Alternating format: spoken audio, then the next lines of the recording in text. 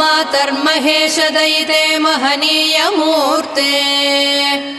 त्रिशूलधारिणी सुमनोहर दिव्यदीप्ते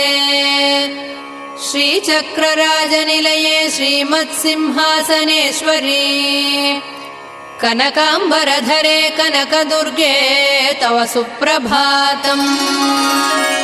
आद्यन्तरहिते अत्यन्तानुकूलगते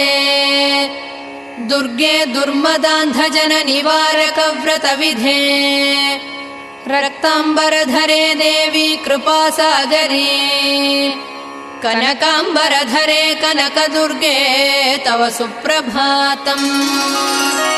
महारौद्रे महामनोहर स्वरूपे सृष्टिस्थितिलयादि महाकार्यकलापे महामूलमन्त्रार्गते भव